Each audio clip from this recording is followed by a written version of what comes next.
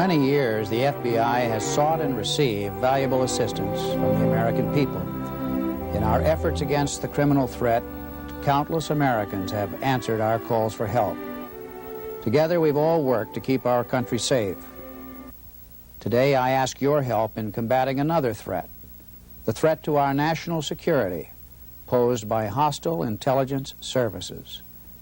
As many of you know, communist countries want information about our defense capabilities and our scientific development and our technological breakthroughs.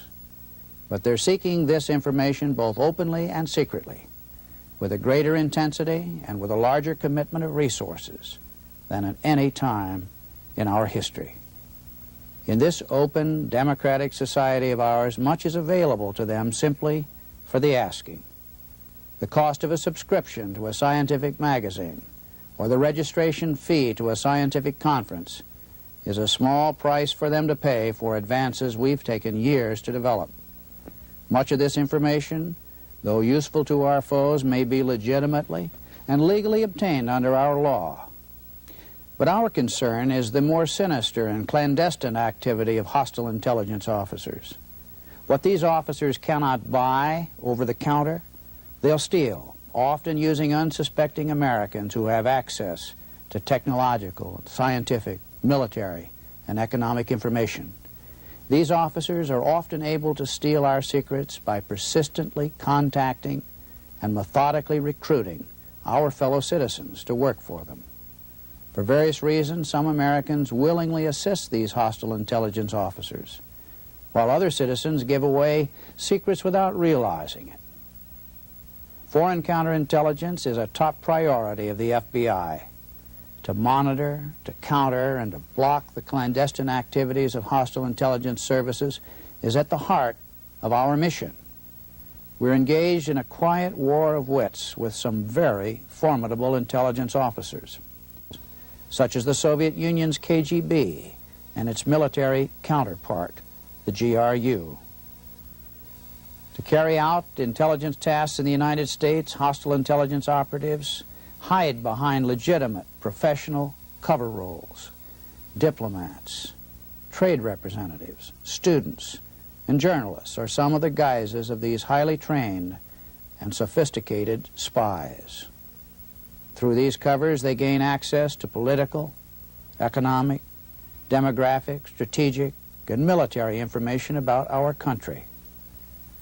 From sites in New York, Washington, San Francisco, Chicago, Houston, and other urban centers, hostile intelligence officers are working within our cities and against our country. We estimate that 1 out of every 3 diplomats from a communist country is, in reality, an intelligence officer. The ultimate goal of these intelligence officers is, as I will repeat again, to recruit Americans to work for them. These intelligence officers are not always easy to identify, but many of their tactics of recruitment are by now all too familiar to us in the FBI. Perhaps most familiar, though, are the seemingly innocent ways they begin their targeting.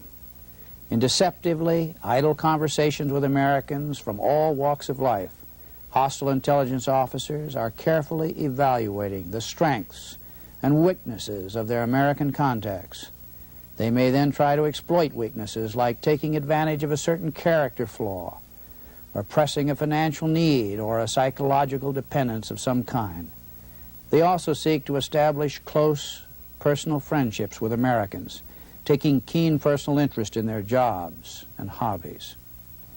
Once a friendship is established, the intelligence officer may begin asking for what may seem like harmless favors, or holding out the promise of a lucrative business deal. Their techniques are very subtle, and seldom do we see outright blackmail used in the United States. These ploys may appear neither sinister nor illegal, but they're now well recognized by the FBI. No matter how cunningly disguised, they are the first revealing steps taken by hostile intelligence officers down the path toward the recruitment of Americans. The training manuals of the KGB and other hostile intelligence services state very clearly that greed is the main motivating force of Americans.